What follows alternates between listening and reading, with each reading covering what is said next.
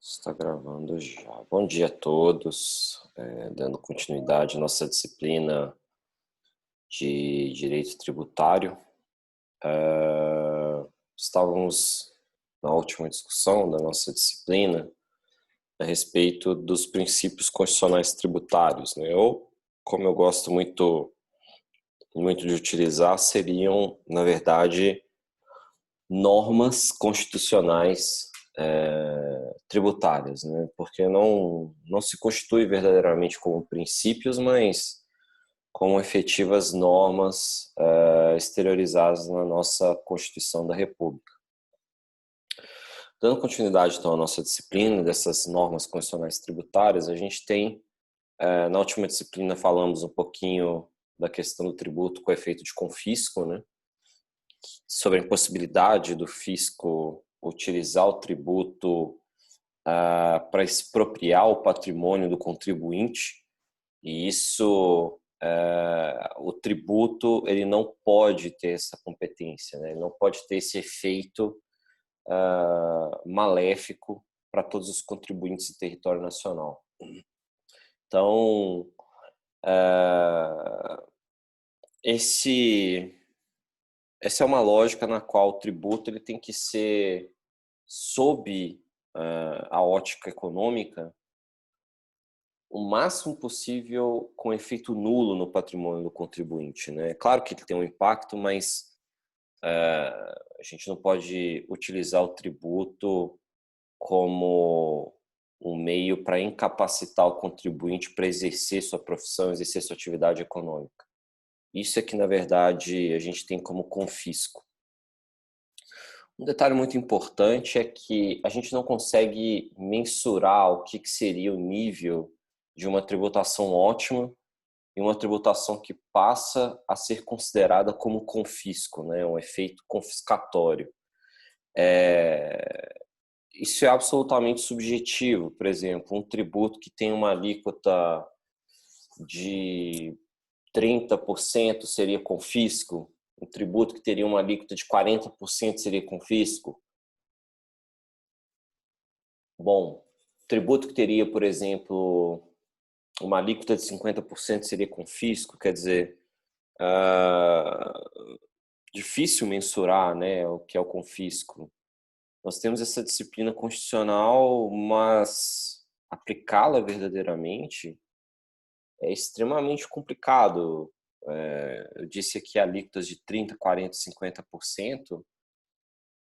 Existem países europeus, principalmente países que trazem um bem-estar social em uma maior medida, que possuem alíquotas nesse nível na tributação sobre a renda. Então, imaginem, de imposto de renda retido na fonte já sob sua verba salarial, ter uma retenção de 30%, 40%, quer dizer, você fica com 60%. A questão é, bom, esses países, eles proporcionam esse bem-estar social, quer dizer, a gente tem uma situação de maior segurança, saúde pública que funciona ou funciona muito melhor do que a nossa, são países de maior estabilidade econômica, maiores direitos sociais, um transporte público de qualidade, e então vale a pena pagar 30%, 40% da sua renda para o Estado. Bom, não sei. Eu fico pensando que aí é só um ponto de crítica. É claro que um país em que você possa viver nesse formato com esse bem-estar social é ótimo, mas também eu fico imaginando até que nível que uma carga tributária dessa em um Estado que auxilie e proporcione também tudo para todos os cidadãos, o quão capaz esse Estado é de incentivar a iniciativa própria, né, a iniciativa privada. Eu fico com um pouco essa dúvida, se basicamente 30%, 40%, 50% da sua renda é destinado ao governo, as demais, o restante da sua renda ser destinada para consumo. Qual seria a capacidade, talvez, dessas pessoas de obterem aí uma iniciativa própria, exercer uma atividade econômica propriamente dita? Fico um pouco com dúvida em relação a isso. Trazendo isso para a nossa realidade, quer dizer, 30%, 40%, 50% de imposto de renda retido na fonte, seria considerado efeito confiscatório? Para algumas pessoas sim, para outras não. Isso eu acho mais complexo de aplicar esse dispositivo constitucional. Para também não deixar um pouco voando essa discussão, nós tivemos um caso que teve julgamento perante o Supremo Tribunal Federal, que foi bastante interessante. Foi uma situação envolvendo a aplicação de penalidades tributárias que superassem o próprio tributo. Por exemplo, multas de 150%, multas de 200%, 300%. O Supremo Tribunal Federal considerou efeito confiscatório penalidades tributárias que superem 100% o imposto. Então, se, por exemplo, você deixou de pagar o imposto, independentemente do motivo, porque você não tinha dinheiro, ou porque, enfim, era uma situação na qual você realmente não quis pagar o imposto. A legislação tributária, em algumas oportunidades, prevê penalidades de 150%, 300%. Ou seja, a multa pode chegar até 1,5 vezes o valor do próprio imposto, ou até 3 vezes o valor do imposto. Isso foi para o Supremo Tribunal Federal. O Supremo Tribunal Federal considerou que isso teria efeito confiscatório. A penalidade superar o próprio tributo. Então, haveria aí uma calibração na penalidade, no qual o teto seria o valor do próprio tributo devido. 100% é o máximo que a gente teria de penalidade de acordo com o Supremo Tribunal Federal. Tem então alguma dúvida, pessoal, a respeito da questão do confisco? Algum comentário que vocês queiram fazer? Obviamente, só lembrando aqui que eu também falei que, bom, eu tenho certos questionamentos a respeito da capacidade de iniciativa própria em atividades econômicas, se você tem uma tributação elevadíssima em estado de bem-estar social. Obviamente eu estava falando em termos de pessoa física, tá? É claro que nesses países, principalmente os europeus, né, principalmente os países nórdicos, que têm essas alíquotas de tributação sobre a renda extremamente elevadas, e que são países de bem-estar social. Quem teve a oportunidade aí de viajar pela Europa sabe que são países tranquilos de se andar, de se caminhar, enfim. Tem um sistema de transporte, tem um sistema de saúde que funciona. É claro que a gente, em termos econômicos, sabe que são países que têm uma produção econômica gigantesca, produção de patentes, produção de propriedade intelectual enorme, mas eu acho interessante, e aí eu não tenho dados suficientes para isso, analisar o quanto disso é produção individual, né? Ou seja, de pessoas físicas que engendram em atividades econômicas propriamente dito, ou quanto disso são de empresas, né? Ou também o quanto disso vem de parcerias de universidades com a iniciativa privada.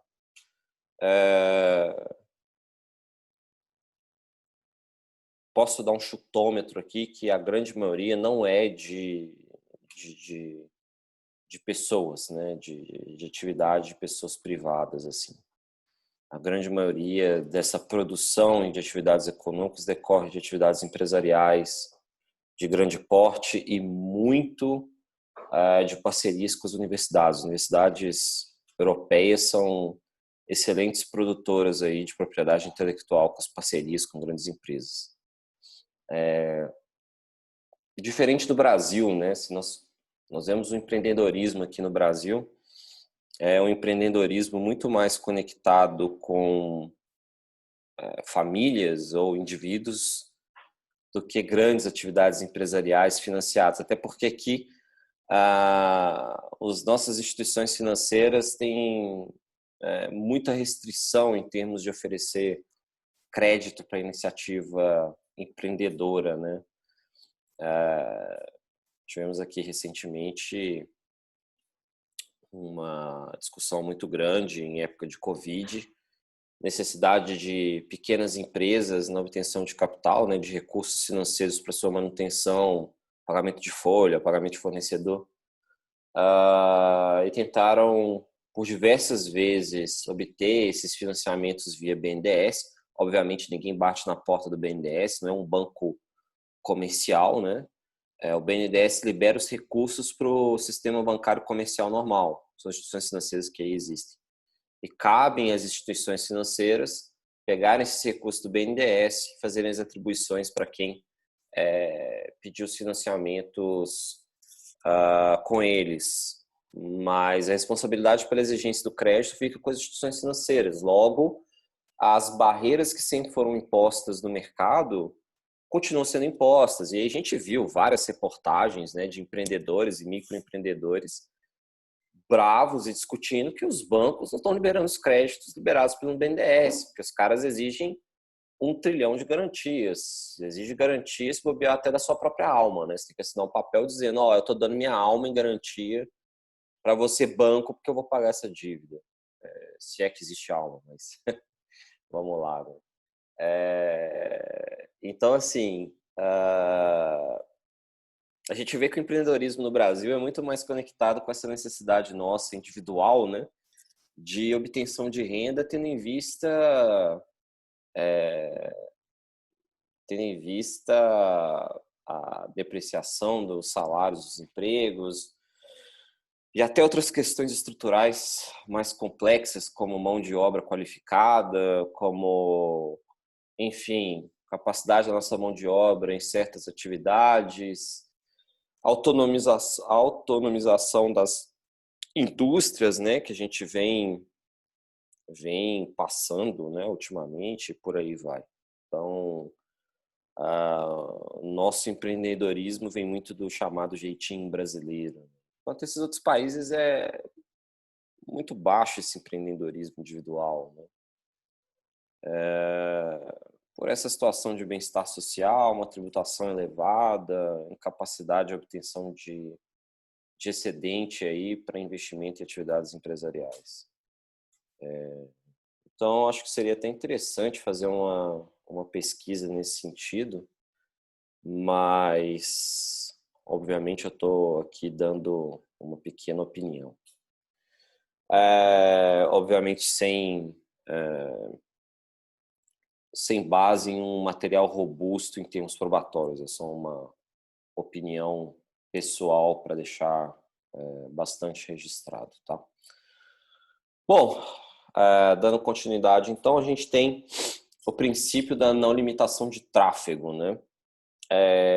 Que é o princípio, a norma constitucional, que veda o estabelecimento de limitações ao tráfego de pessoas ou bens por meio de tributos interestaduais ou intermunicipais, ressalvada a cobrança de pedágio, né? Então, assim, temos que ter um cuidado. Nós podemos instituir impostos, né, ou tributos interestaduais, federais, municipais, que impossibilitem o trânsito, né, o tráfego de pessoas. Isso decorre muito da permissão de trânsito que todos nós temos dentro do território nacional.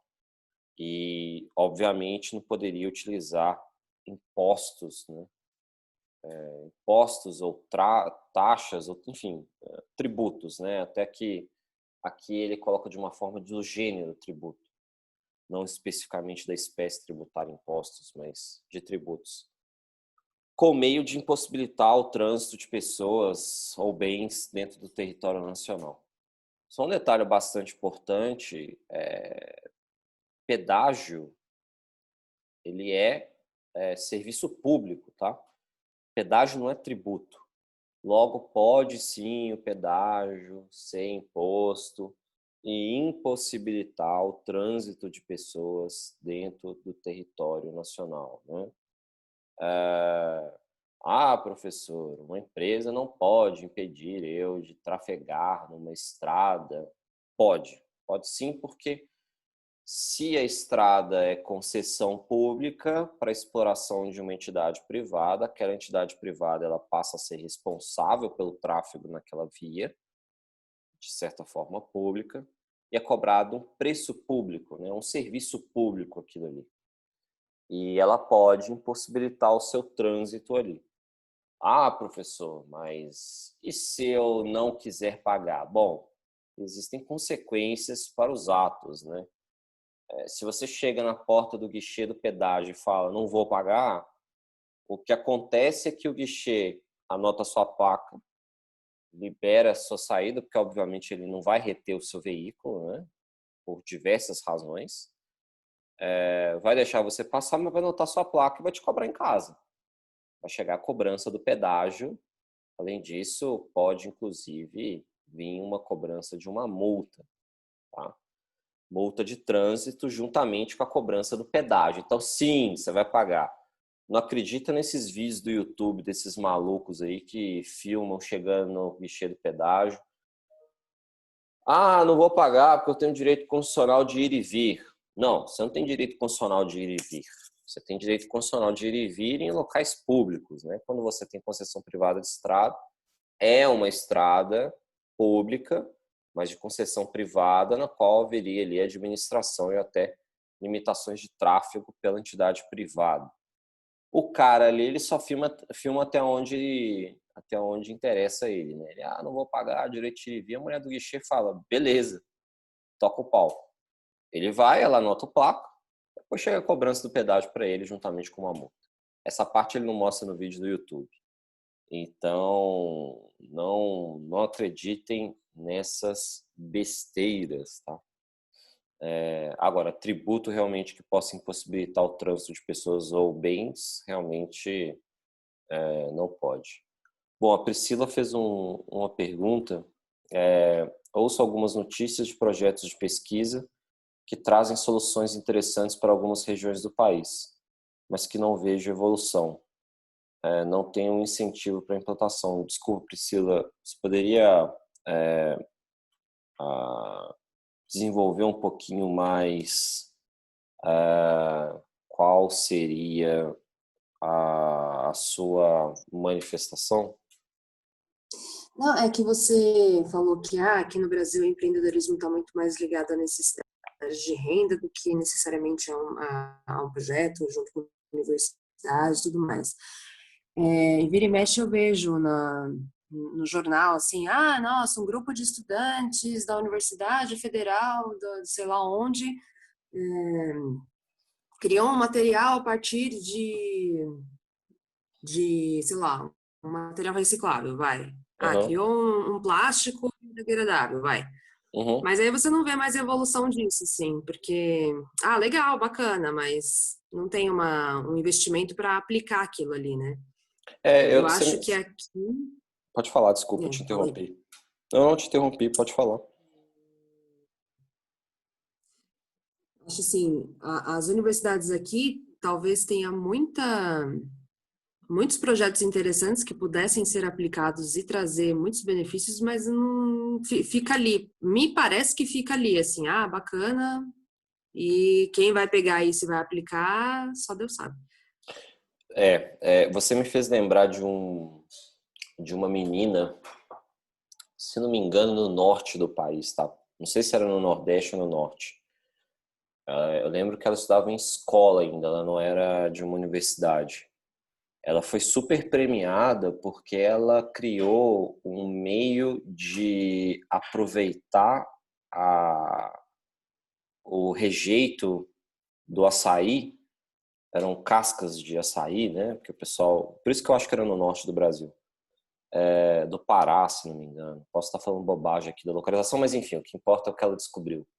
Ela descobriu o rejeito do açaí, que eram as cascas, né? E ela criou um tijolo com essas cascas do açaí. E era um tijolo excelente, quer dizer, ele além de ser biodegradável, se necessário, não teria impacto ambiental, porque quando a gente produz o tijolo, normalmente da construção civil, ele é de barro, né? Ele é de terra, de barro. E você tem que extrair essa terra, esse barro para a produção do tijolo. Isso, obviamente, tem um impacto ambiental enorme, né? E no caso dela, ela pegava de açaí e ela foi super premiada, até pro exterior, assim. Eu me lembro que ela ganhou um prêmio internacional XYZ, bem interessante, assim. E depois eu não vi isso indo para frente. Mostrou até na época na televisão, foi bastante divulgado, etc. Depois também não sei o que aconteceu com isso. E sim, você tem razão, a gente vê muitas pesquisas, muito desenvolvimento tecnológico, nossas universidades, principalmente universidades públicas, né? Querendo ou não, as nossas universidades públicas têm uma grande produção, né, de propriedade intelectual. E realmente, depois a gente não vem indo para frente. Mas aí eu vou até te dizer a razão disso. O grande problema, tá, Priscila, é que tudo aquilo que é, de certa forma, produzido dentro de um projeto de pesquisa dentro de uma universidade pública, existe um grande problema em termos de propriedade intelectual. A quem pertence isso que foi produzido? Né? Esse conhecimento, esse maquinário, essa patente, a quem pertence? E há um entendimento de que isso pertence, uma parte para o aluno, ou para o desenvolvedor, ou pesquisador, e uma parte pertence à União, através da universidade, que, né, por exemplo, as universidades federais, União Federal. Uhum. E aí, qual que é o problema, né? Se a gente tem uma empresa privada que queira desenvolver, explorar aquela patente, né? Fala, putz, que legal, né? Um tijolo feito de açaí, que sensacional, um material biológico, biodegradável, ou enfim, qualquer outro tipo de produção intelectual. Vamos investir dinheiro nisso para ganhar dinheiro. Você vai ter como sócio a União Federal.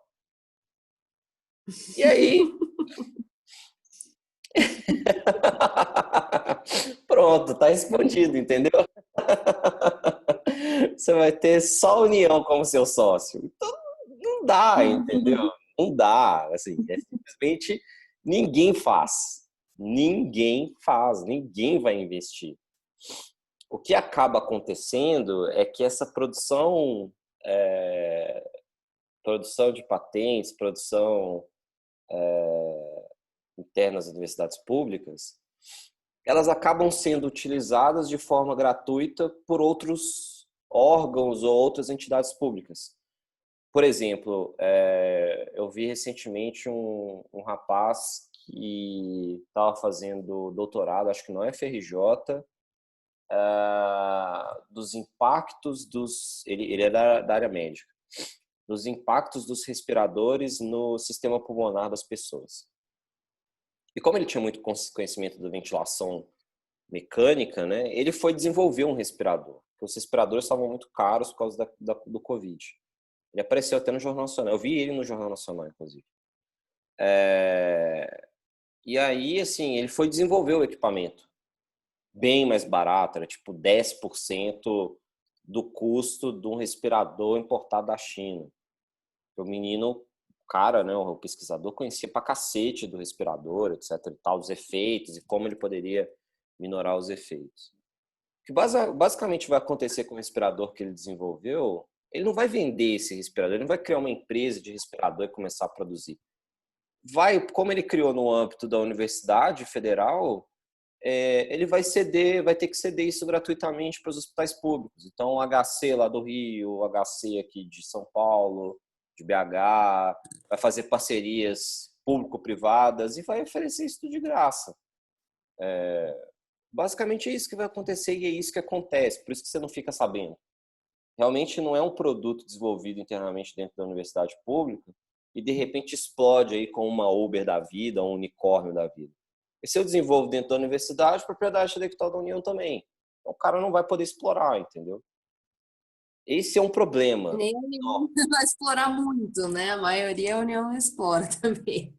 Então, assim, a gente tem esse problema e acaba que o que é desenvolvido acaba sendo cedido gratuitamente quando necessário. E aí a gente tem, não precisa nem entrar nas questões envolvendo as ineficiências do Estado para a exploração da propriedade intelectual. Inclusive, essa questão da propriedade intelectual é uma barreira grande para um incentivo fiscal que existe, que é chamado de Lei da Inovação Tecnológica.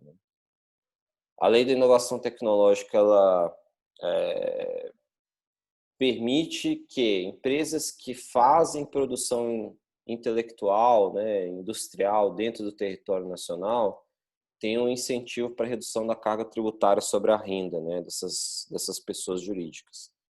E uma parte da legislação fala, olha, inclusive, empresa, se você quiser terceirizar a produção da propriedade intelectual, você pode, se você fizer através de uma parceria junto a universidades.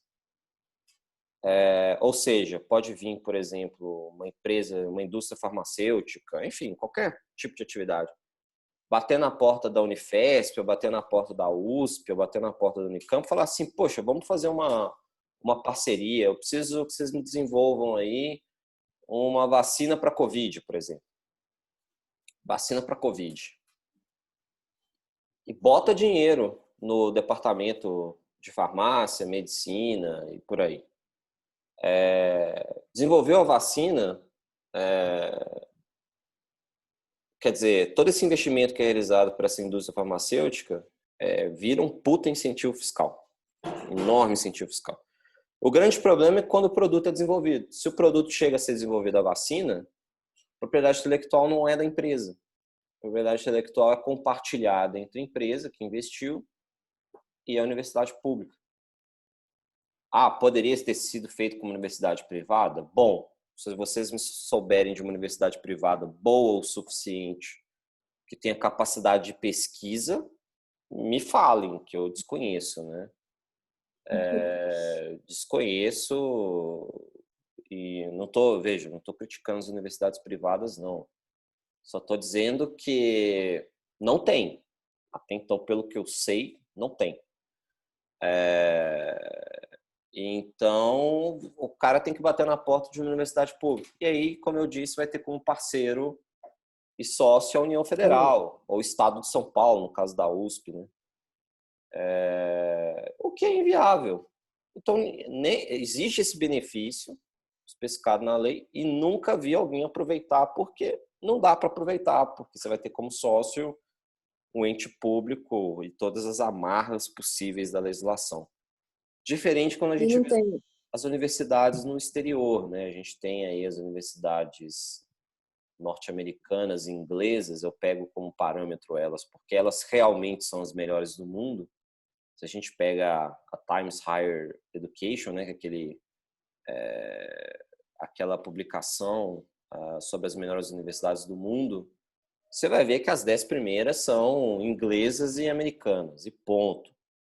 Tem universidades alemãs excelentes? Tem, excelentes, mas top 10 ali é MIT, Caltech, Oxford, Cambridge, Stanford, Harvard, são universidades inglesas e norte-americanas e ponto, acabou.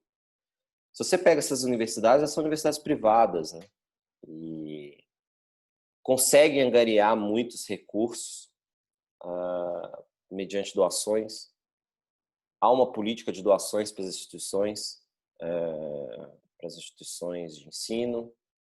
Conseguem desenvolver pesquisas de impacto mundial. A gente está vendo aí Oxford junto com a Pfizer fazendo a vacina mais promissora para a Covid, né? Que inclusive está em teste aqui no Brasil. E quer dizer, você vê uma instituição de ensino privado, juntamente com um dos maiores laboratórios mundiais, e que isso, obviamente, quem vai, no fim das contas, produzir é a Pfizer, porque ela tem capacidade de produção no laboratório, mas, obviamente, vai pagar royalties para a Oxford, que vai pegar esse dinheiro e vai reinvestir em alunos, né, em reinvestir em pesquisa, em reinvestir em mais propriedade intelectual. Não tem nenhum mecanismo legal para desamarrar essa coisa de ser sócio da União? Não tem nenhum tipo de. Poderia, ah, poderia ter sei lá. sim. Poderia, através da legislação de propriedade intelectual, colocar alguns, porque existe uma legislação federal de propriedade intelectual, enfim, colocar algum dispositivo que pesquisas desenvolvidas em parceria com universidades públicas, a propriedade intelectual seria do desenvolvedor ou do investidor, né? Só que aí o grande problema talvez seria o custo político, né? Quando a gente analisa a modificação da legislação, qualquer que seja essa legislação, normalmente a gente chama o custo político, né, da modificação da legislação. E a gente tem muitos históricos nesse sentido, né?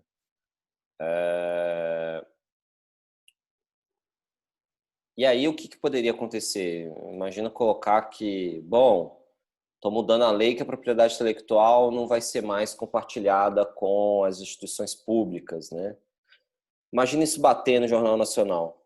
Ah, estão querendo roubar a propriedade intelectual do poder público, as lágrimas correndo. E aí vai estar a população falando, ai, nossa, que absurdo, e blá, blá, blá. E pronto, acabou. Não vai passar na Câmara, não vai passar no Senado, não vai passar em lugar nenhum. Existe esse custo político que é muito... Tudo é muito complicado. Isso não é só uma questão do Brasil, não, tá? Isso é uma questão do mundo inteiro. A gente tem diversos casos em estudos de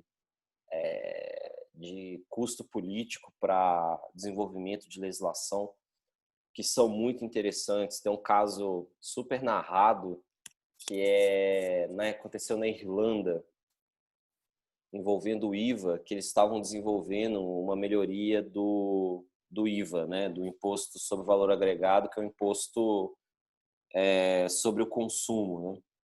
E quando eles estavam fazendo uma melhoria do IVA na Irlanda, eles estavam colocando uma alíquota única para todos os produtos, o que isso economicamente é muito bom.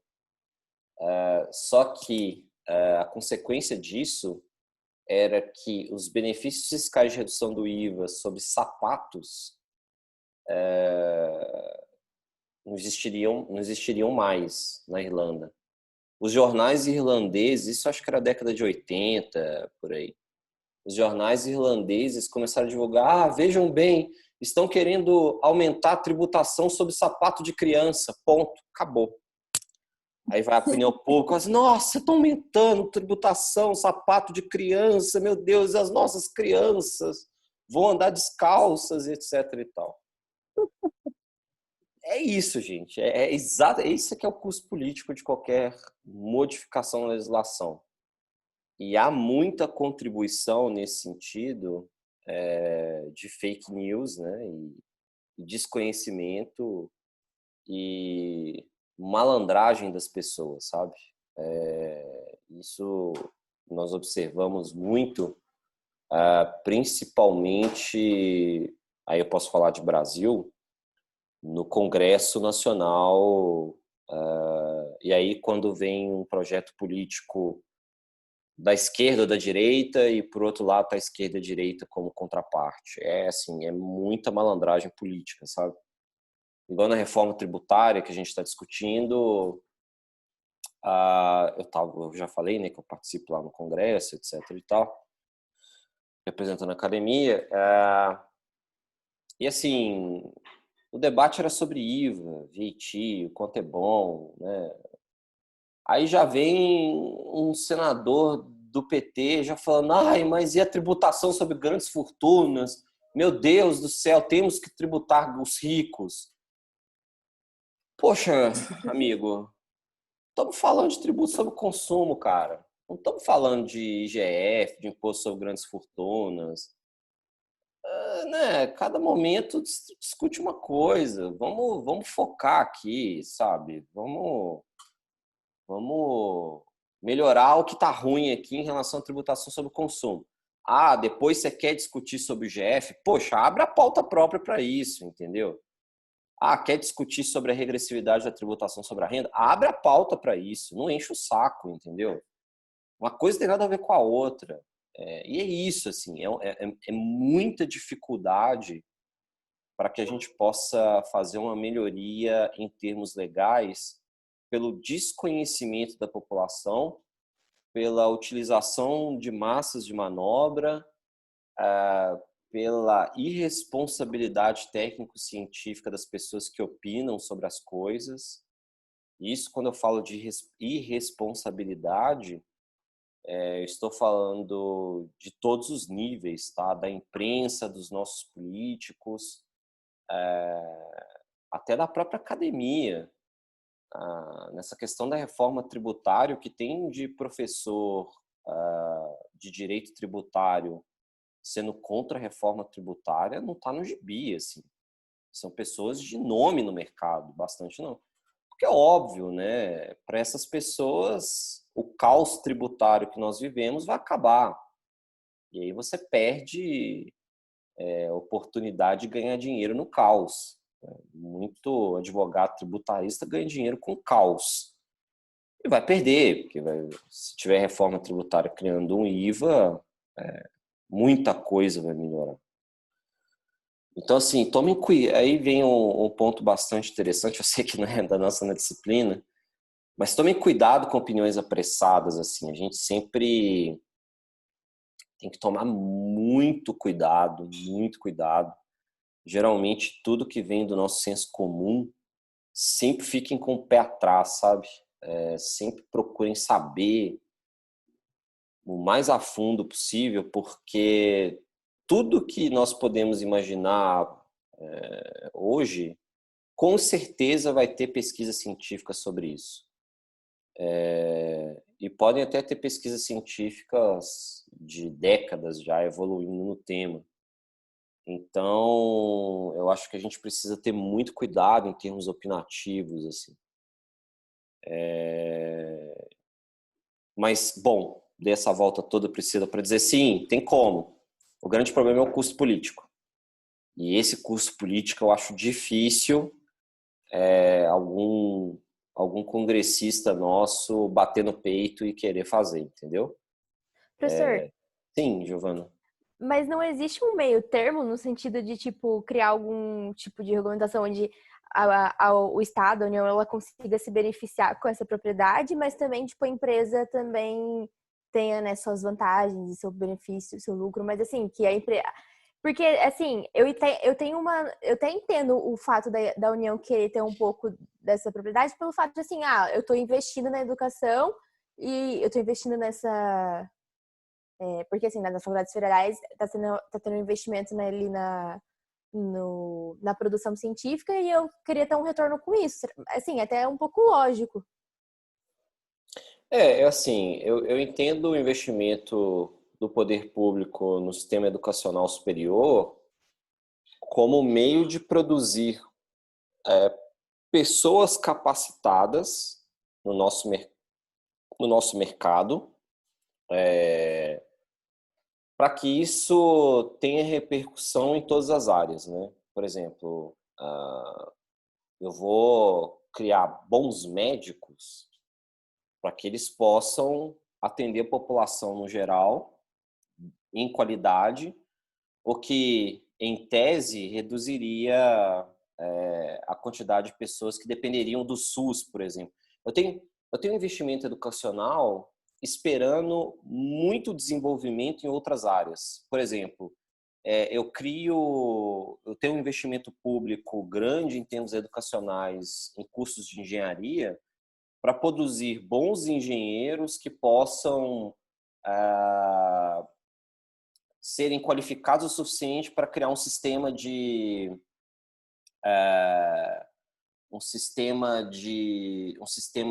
esgoto básico, um sistema de colheita aí de resíduos básico, de qualidade, o que isso redunda numa melhoria da saúde no geral, porque eu vou necessitar menos o sistema de saúde. Quer dizer, eu vou ter muito saneamento básico, eu vou reduzir doenças que até hoje a gente convive, que são absurdas, como cólera, por exemplo. Não faz sentido, dentro de uma grande capital como São Paulo, pessoas sofrerem de cólera. Isso é doença do século XIX, doença do século XVII. Até hoje convivemos com isso. Então, assim, invista em educação para ter pessoas qualificadas para investir em saneamento básico e eu não ter problemas de saúde básica, né? Eu acho que essa é a lógica do sistema educacional, inclusive em termos de investimento público. A educação é o único investimento público que traz retorno para o Estado. Se eu investir em saúde, eu não tenho retorno. Se eu investir em qualquer outra coisa, eu não tenho retorno. Mas investir em educação, eu tenho retorno imediato. Então, eu vejo muito isso, tá, Giovana? Eu entendo também a sua posição de que a União Federal, ela, de certa forma, indiretamente, ela está investindo nos alunos, investindo nos professores, investindo em laboratórios, de forma que aquilo que é produzido em termos de produção intelectual dentro da universidade, ela queira ter uma participação. Mas veja, eu vejo também a universidade oferecendo muito a estrutura. A universidade não está oferecendo as ideias. Por exemplo, vamos imaginar que você aprove um projeto lá no PIBIC da Unifesp querendo pesquisar alguma coisa. Quem te deu os meios, né? Foi a Unifesp. A Unifesp te concedeu meios, que foi o PIBIC, com a bolsa, o que te possibilitou ter um pouco mais de tempo dedicado à pesquisa. Mas quem teve a ideia? Foi a Unifesp ou foi você? Eu. Você. Então, acho que essa que é a questão, entendeu? Agora, as universidades públicas querem participar porque elas possibilitam a estrutura. E isso nem na iniciativa privada a gente tem. Em termos de propriedade intelectual, temos umas brigas bem interessantes. Por exemplo, quando você entra em algumas empresas, e dependendo da sua área de atuação, você assina um documento dizendo que toda a propriedade intelectual produzida dentro daquela instituição, daquela empresa, etc. e tal, é de propriedade da empresa. Não, é bem discutível isso, tá, Giovana? Se você estiver dentro do ambiente da empresa e teve uma ideia supimpa, assim, uma nova Uber, a ideia é sua. Você pode questionar a empresa. A empresa vai brigar, obviamente, se a ideia for muito boa, se você conseguir depois abrir sua empresa, vai falar, pô, você desenvolveu dentro da gente aqui, você assinou esse documento, a propriedade intelectual é minha. Não, você vai ganhar no judiciário. Pode ter certeza que você vai ganhar. Você utilizou a estrutura física da empresa para desenvolver uma ideia que é sua. Apesar do documento, do contrato que diz que a propriedade intelectual é da empresa, porque se você desenvolver a ideia dentro da empresa porque ela te deu a estrutura, esqueça, a empresa vai perder. E eu vejo a mesma coisa com as universidades públicas. A ideia é sua. Ela te deu o meio, ela te deu o local para o qual você consiga desenvolver as ideias, etc. e tal. Então, assim, eu entendo o que você disse, eu precisaria pensar um pouco mais, assim, talvez, para também não ficar uma coisa muito ruim para as universidades públicas, ou seja, retirar o incentivo econômico da universidade pública, investir em área técnica para que essas boas ideias possam surgir, talvez colocar aí na legislação que a empresa ela que adquira essa propriedade intelectual desenvolvida dentro da universidade pública fique obrigada a investir um montante X da sua lucratividade durante alguns anos, ou um percentual da receita bruta por 5 anos, porque também deixar isso 10, 20, 30 anos não cria incentivo, mas não sei, um percentual da receita bruta seja investido em melhorias estruturais da universidade pública. Não sei. O cara investe um percentual da receita bruta em laboratório, em comprar computador, melhoria da sala, sabe? Alguma coisa nesse sentido, assim. Mas a propriedade intelectual fica para a empresa, entendeu? Eu entendi. Quando eu fiz o questionamento, foi nesse sentido mesmo, da empresa também estar investindo na própria universidade, que eu acho que isso acontece muito nos Estados Unidos, né? As empresas investem Sim, bastante nas universidades. sim. E era esse meu questionamento, assim, nesse sentido. Não, porque realmente eu concordo com a propriedade, nessa questão da propriedade intelectual. Mas, assim, realmente ter um retorno. Ou até mesmo também levar o nome da universidade junto também com a empresa para, tipo, dar um valor ao nome da universidade. Com certeza. Você pode ter ali N coisas que podem ser feitas, menos ser proprietário junto. Porque aí a gente tem muitas travas. Eu fico imaginando para você lidar com a União proprietária de uma propriedade intelectual lá, e você querer desenvolver. É o caos, assim, é o caos. Você vai ter que passar pela Procuradoria, Advocacia Geral da União, né? Estou falando no âmbito da União. Vai ter que passar pela AGU, vai ter que passar pela Controladoria Geral da União, porque estão querendo explorar. Aí tem lei anticorrupção, tem lei da administração pública, tem lei de licitação, tem lei de não sei o quê, lei de blá blá blá. É o caos, assim, é o caos. Imagina, ainda tem que envolver o Ministério Público, obviamente o Ministério Público vai ter que se envolver em qualquer coisa que envolve a União. Imagina você bater na porta do procurador e falar, então, eu tenho essa propriedade intelectual aqui para desenvolvimento de um produto, eu queria eu tive uma oferta para vender o produto ao preço de X para a China. Você vai bater na porta de um promotor para ele concordar ou não. Você tá maluco. Isso aí esquece. Esquece. É 100 anos o cara te dar uma resposta. 100 anos. Aí você já desistiu, já faliu, já foi embora, já se matou porque você não aguenta mais. Então, assim, esse é o grande problema. Agora, esse ponto que você comentou das universidades nos Estados Unidos, universidades inglesas, receberem um grande volume de recursos, de doações, etc. Tal, aí também são outras questões bastante interessantes. Né? Uma vez eu vi Aí, de novo, aquela questão do repórter imbecil falando coisa que não sabe. Há um tempo atrás eu vi na televisão uma reportagem na Globo dizendo que o brasileiro ele não tem uma tradição de doação. E eles mostrando vários casos em universidades norte-americanas e inglesas, que as pessoas vão lá, doam dinheiro e tal, e que o brasileiro não é muito de doar. Bom, o brasileiro não é muito de doar porque a coisa mais estúpida que a gente tem em termos de legislação tributária é cobrança de imposto sobre doação. Eu estou dando de graça, né? Já é difícil alguém, né, de forma altruísta, dar algo de graça para alguém. Já é muito difícil. Isso não é só no Brasil, isso é no mundo inteiro. Alguém pegar dinheiro próprio e falar, não, eu vou doar esse meu dinheiro aqui para alguém. Vou doar minha propriedade. Já tem que ser muito altruísta para fazer isso. Além de você ter que ser muito altruísta, vem um Estado estúpido e cobra imposto disso, que é o ITCMD. O quão ignorante isso pode ser? Não tem como ser mais ignorante do que isso. Nos Estados Unidos e na Inglaterra, a legislação tem imposto sobre doação, mas quando é doação entre pessoas, quero doar para o meu filho alguma coisa, quero doar para alguém alguma coisa. Quando a gente começa a falar de doação para instituições de ensino, não tem imposto sobre doação nos Estados Unidos e na Inglaterra. Outro detalhe bastante importante é que tudo que é doado para instituições de ensino ou instituições sem fins lucrativos é dedutível da base de tributação sobre a renda. Então, é uma despesa integralmente dedutível. O que cria um incentivo econômico para os ricos, que tem muito imposto de renda a pagar, em vez de eu pagar imposto de renda, eu vou doar para a Universidade de Oxford, que vai reduzir minha base de tributação, e ao mesmo tempo eu vou estar incentivando a universidade, que desenvolve muita pesquisa, que tem aí grandes cabeças pensantes. Eu crio um excelente incentivo econômico para doação e não preciso nem dizer o quanto isso é bom, porque eu crio investimentos educacionais absurdos, né?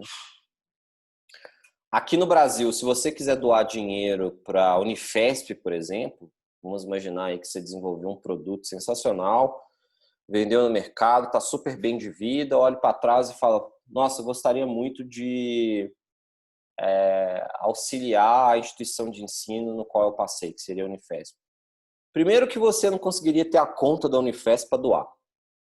Já temos esse problema. Eu estou falando prático, tá? Sistema bancário. Quero fazer uma TED para a Unifesp. Não existe isso. Não existe uma conta bancária da Unifesp. A gente tem a conta do Tesouro Nacional, que é um dinheiro que vai cair na conta do Tesouro Nacional.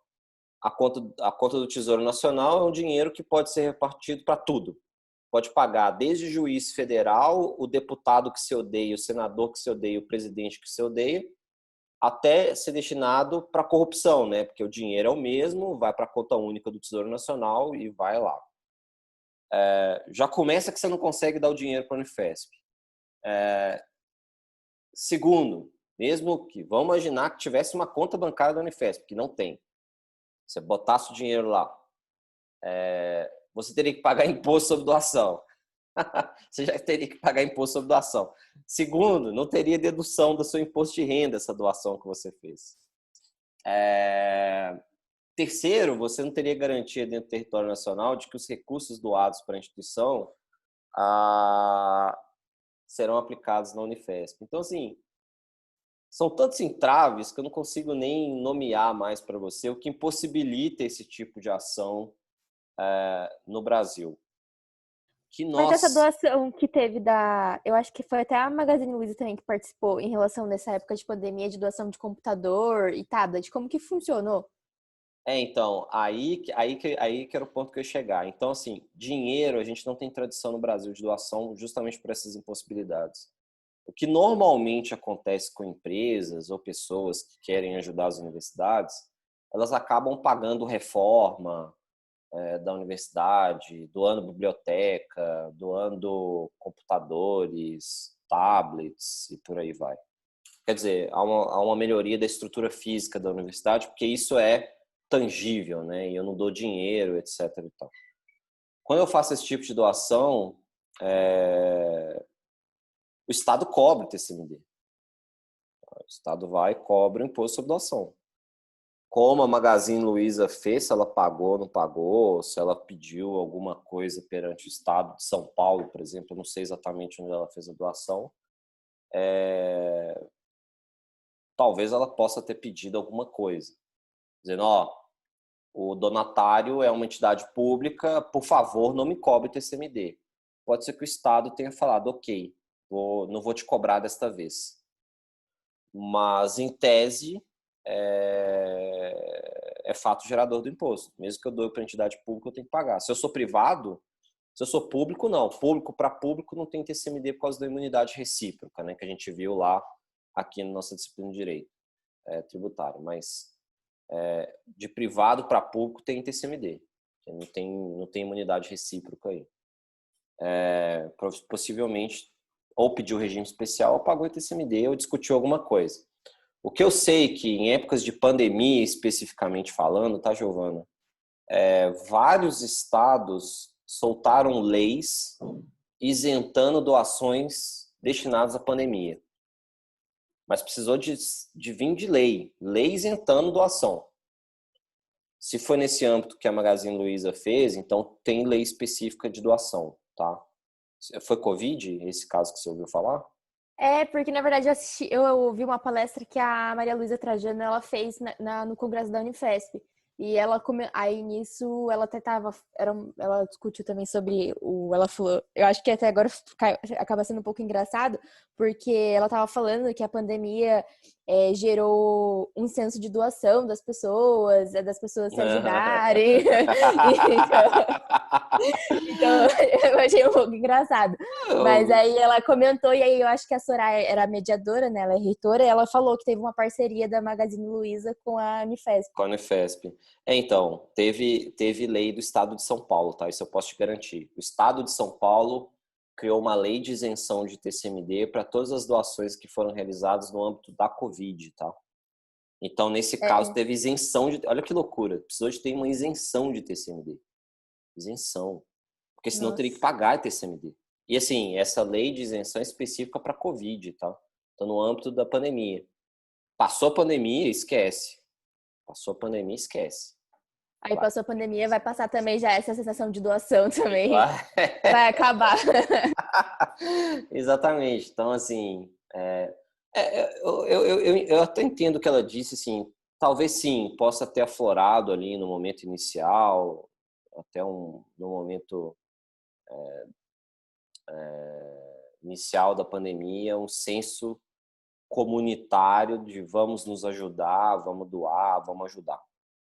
Eu não vejo isso como um grande problema. Agora, quando a gente começa a pensar em doações estruturais de grande porte, que envolve empresas, e aí a gente não está falando de doar uma cesta básica, doar um medicamento, doar R$ 100, ajudar uma pessoa em situação de rua, que imagino que todos aqui devam ter feito alguma coisa.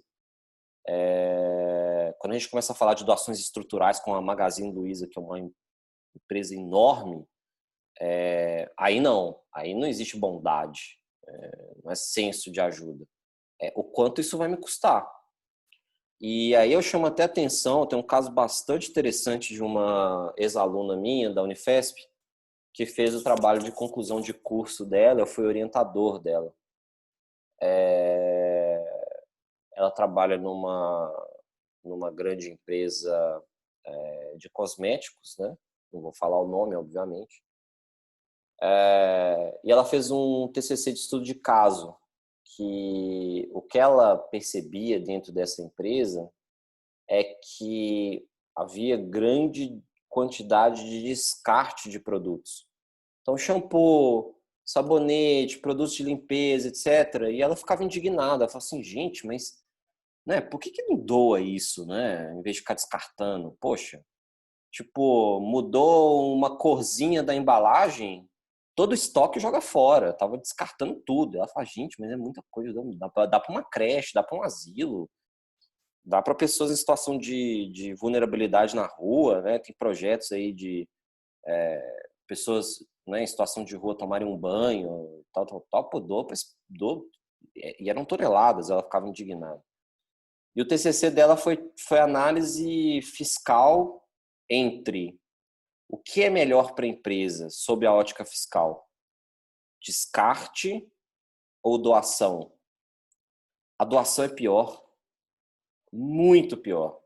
Por isso que a empresa não doa. A empresa joga fora shampoo, joga fora condicionador, joga fora sabonete, joga fora produto de limpeza, odorante, etc, etc.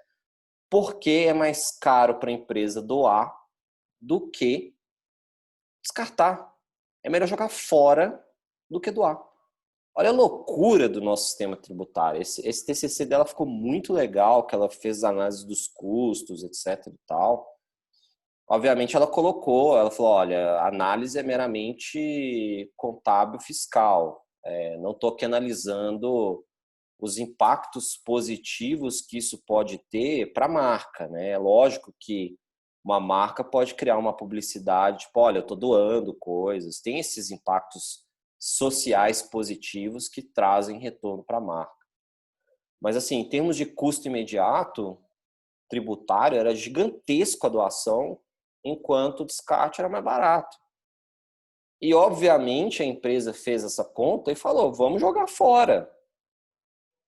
Vamos encher os nossos oceanos de sabonete, shampoo, vamos afogar o golfinho com sabonete. É melhor do que eu doar para as pessoas, né?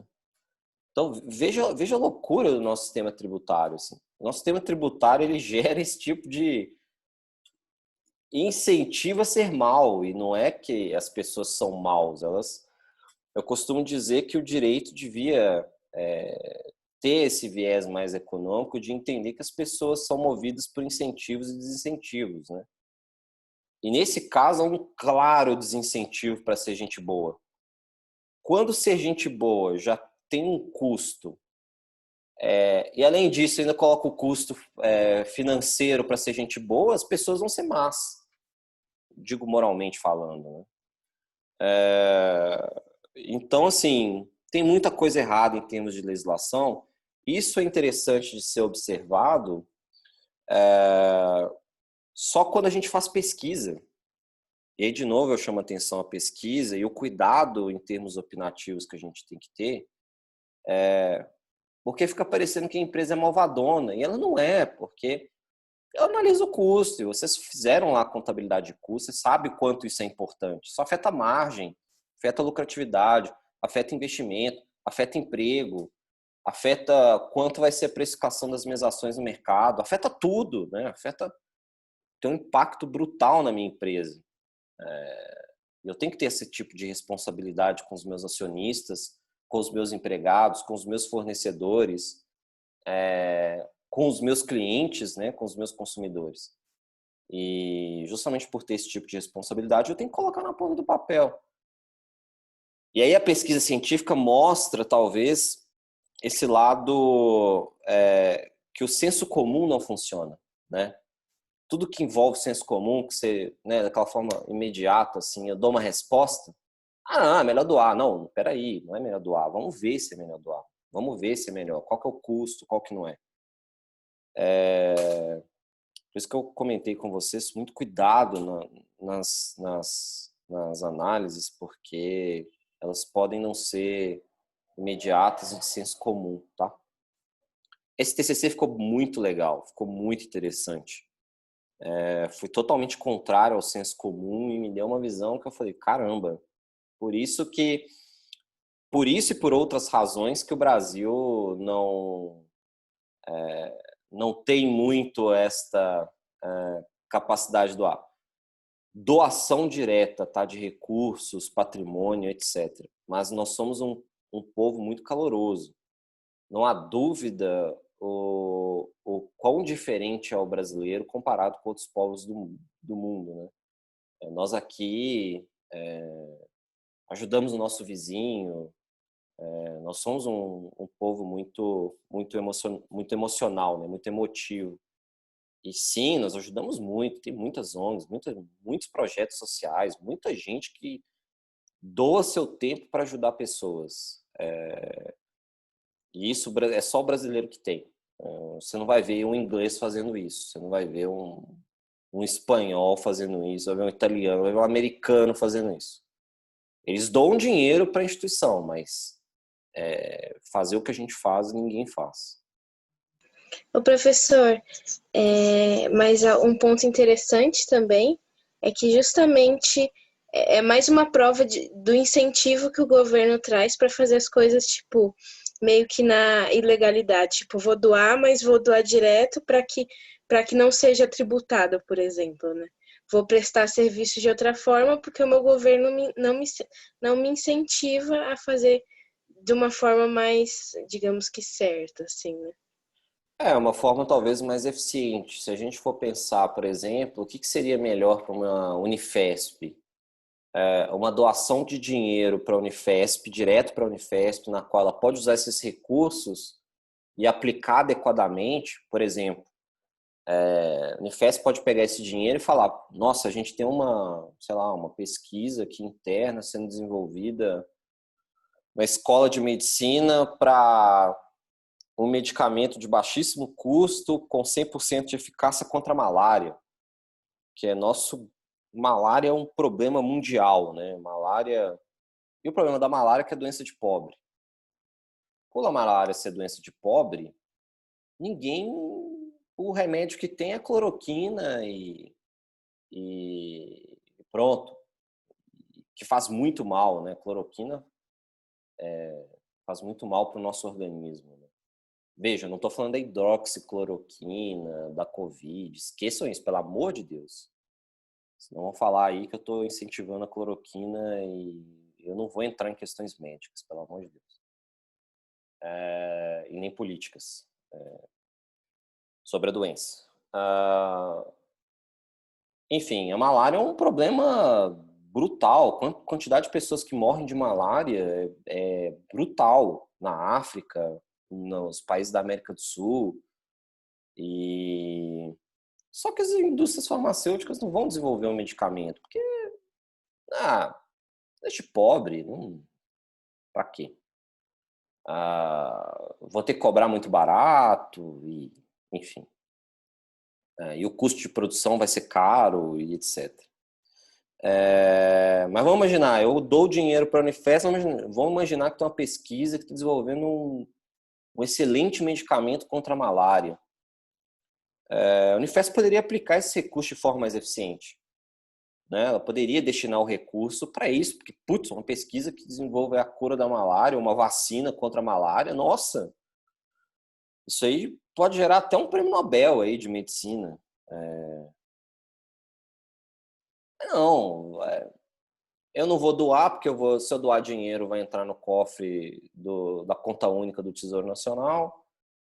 Não sei onde esse dinheiro vai ser aplicado e acabo que eu dou estrutura física, que é o que acontece, por exemplo, se vocês forem lá na FEA-USP, a biblioteca lá da FEA-USP, lá atrás do prédio da FEA-USP, tá lá, a biblioteca foi toda... foi biblioteca sensacional, um prédio gigantesco, etc. e tal, específico da FEA-USP, com auditório, com não sei o quê, com, né, computador, toda tecnológica, tudo iniciativa privada. Na porta também tem uma placa de quem foram as pessoas que pagaram pela construção da biblioteca da FEA-USP. Inclusive o Delfim Neto doou toda a biblioteca pessoal dele de livros, doou tudo para a FEA-USP. Livros assim, obras raras, etc. e tal, vinculados à economia, administração, etc. e tal. Doou a biblioteca pessoal dele. Eu acho que, se não me engano, a biblioteca lá da FEA-USP chama Delfim Neto. Homenagem a ele. Mas tiveram várias empresas, várias entidades, pessoas que fizeram um investimento em estrutura física, que é o que dá para fazer, porque eu sei onde o dinheiro está indo e o dinheiro está sendo aplicado. Mas, enfim, eu impossibilito a aplicação adequada dos recursos, né? Quando eu acabo criando esses jeitinhos, né, de como fazer algum tipo de doação dentro do território nacional. Criando N desincentivos, né? Isso que a gente, querendo ou não, no fim das contas, a gente chama de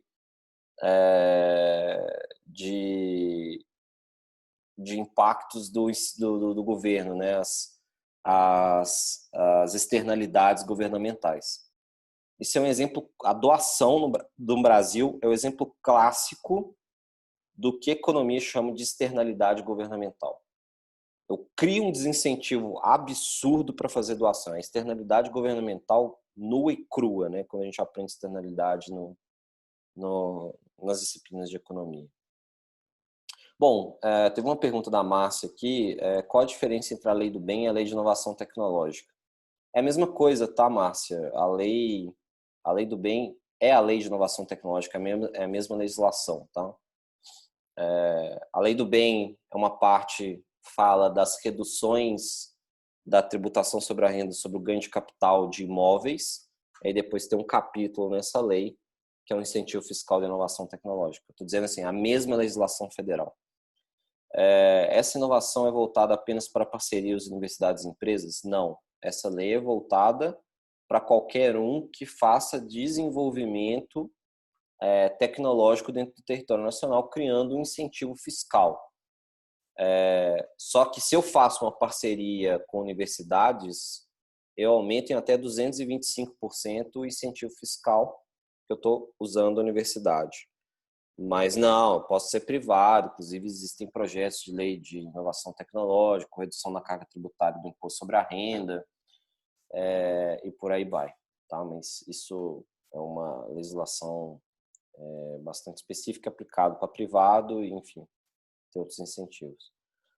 Bom, pessoal, acho que a gente parou aqui bastante, né, na questão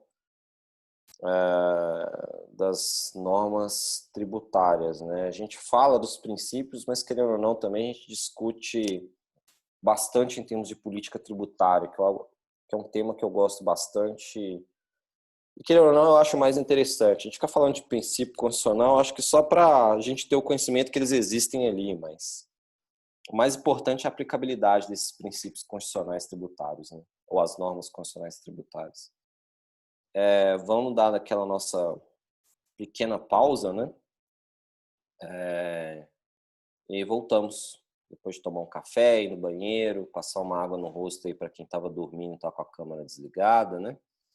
Dizem que agora é o novo meio de cabular a aula, é só desligar a câmera e o microfone, né? Então, quem estava dormindo acorda. Então, quem estava dormindo aí pode acordar, pode ir no banheiro, né? Tudo direitinho. E voltamos na sequência. Ok, pessoal? Vou parar a gravação aqui.